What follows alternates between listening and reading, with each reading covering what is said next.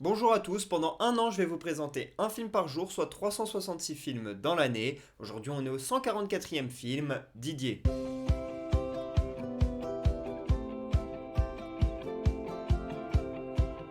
Didier est un film sorti en 1997, réalisé par Alain Chabat. On suit l'histoire d'un chien qui se transforme en homme et vice-versa. Et à chaque fois que le chien devient un homme, eh bien, il continue d'agir tel un chien. Et donc on voit Alain Chabat se comporter comme un chien un peu partout. C'est donc très drôle, on est sur une comédie devenue culte avec le temps.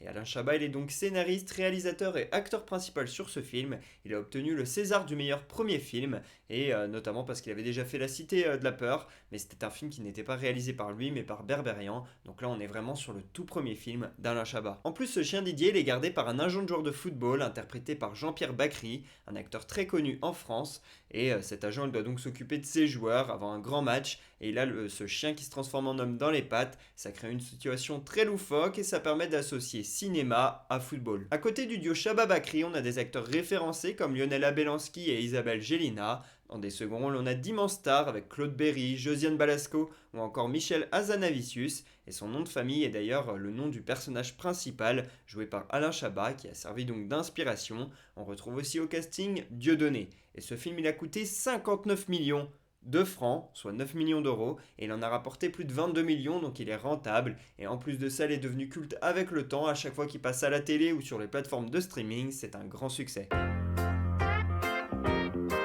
Si je vous parle de ce film aujourd'hui, c'est parce que c'est la fête des Didier. Alors bonne fête à toutes les personnes qui s'appellent comme ça. Personnellement, je n'en connais pas, et si vous en connaissez qui s'appellent Didier et qui ont moins de 30 ans, alors dites-le en commentaire parce que je pense qu'il n'y en a pas beaucoup. On est là sur un prénom de vieux. Et dans cette section, je vais aussi vous parler des chiens qui m'ont marqué au cinéma. Personnellement, si on me demande d'en citer un spontanément, je vais directement penser à Beethoven à mon avis. C'est pour moi le chien le plus iconique du cinéma. On peut penser à Clifford ou Lassie également, mais des films qui m'ont beaucoup moins marqué. Et très vite vient Didier, qui est pour moi la meilleure comédie qui met en rapport avec un chien. J'aime beaucoup ce film-là. On peut penser aussi à Idéfix, et d'ailleurs quand Chabat a réalisé Mission Cléopâtre, eh bien il a travaillé avec Pete Avino, le même dresseur que sur Didier, donc voilà, c'était pas le même chien, mais il a travaillé avec le même dresseur qui est spécialisé pour les chiens de cinéma qui vont donc jouer dans des films.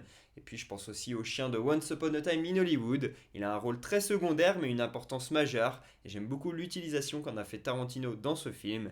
Puis bien évidemment, pour l'enfant que je suis, je pense directement à Retour vers le futur, que ce soit avec Einstein ou Copernic. Pour moi, c'est un des chiens les plus iconiques du cinéma. Ce film, je l'ai vu de nombreuses fois, je pense au moins 5, quelque chose comme ça. Je me rappelle plus trop la première fois que je l'ai vu, mais je devais avoir une dizaine d'années. Et ce devait être mes parents qui me l'ont montré parce que c'est l'un des grands classiques de la comédie française. Et comme quand on est petit, les comédies françaises, c'est quand même quelque chose qui se regarde assez facilement. C'est quelque chose de familial qui fait rire tout le monde. Donc voilà, on l'avait regardé dans ces conditions-là. Sûrement qu'il devait passer à la télé ou quelque chose comme ça. Et j'ai beaucoup aimé, que ce soit quand j'étais petit, que j'avais une dizaine d'années, ou quand je l'ai revu il y a quelques temps, quelques mois. J'ai beaucoup aimé à chaque fois le visionnage de Didier parce que les blagues fonctionnent tout le temps, c'est hyper absurde, etc.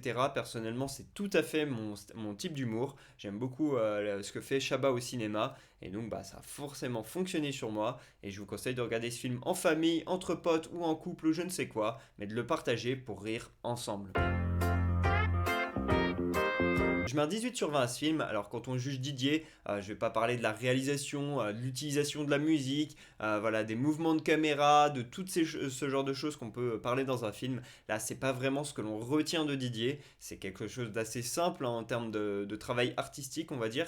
Par contre, tout passe en fait dans la blague et dans le fait de mettre en valeur une vanne avec la caméra, avec voilà, les expressions de visage, voilà, avoir les choses au bon moment, un bon scénario, toutes ces choses-là. Et ça fonctionne totalement, et c'est ce qui fait que le film est très drôle. Il est bien écrit, les scènes sont vraiment bien mises en avant, le chien est bien filmé, c'est vraiment pas facile de filmer avec un chien, et là je trouve que c'est plutôt bien fait. Donc toutes ces choses-là font que c'est l'une des meilleures comédies françaises et que je mets 18 sur 20. Première anecdote, un jour sur le tournage, Alain Chabat se dit qu'il serait pas mal d'utiliser une culotte féminine afin de faire des blagues autour du chien, etc.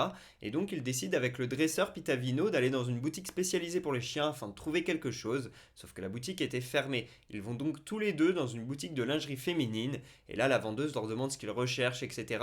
Et Alain Chabat il s'est barré, il a un peu fui la situation, et Pitavino a dû tout expliquer tout seul, pendant qu'Alain Chabat était derrière, en train de se marrer. Deuxième et dernière anecdote, dans le film le chien il met en avant le PSG, PSG. Et il faut savoir que c'était un joueur qui appartenait avant à un joueur du PSG justement, à Ricardo, un Portugais, mais qui avait dû retourner au Portugal pour terminer sa carrière. Il ne pouvait pas emmener le chien avec lui et donc c'est le dresseur Pitavino qui l'a récupéré. Voilà pour ce 144e épisode d'Un jour un film, j'espère que je vous aurai donné envie de regarder Didier. Pour ma part, je vous dis à demain pour parler du 145e film de l'année. Et pour que vous sachiez de quel film on va parler, un petit indice, voisinage. Dites-moi en commentaire si vous savez de quel film on va parler. À demain.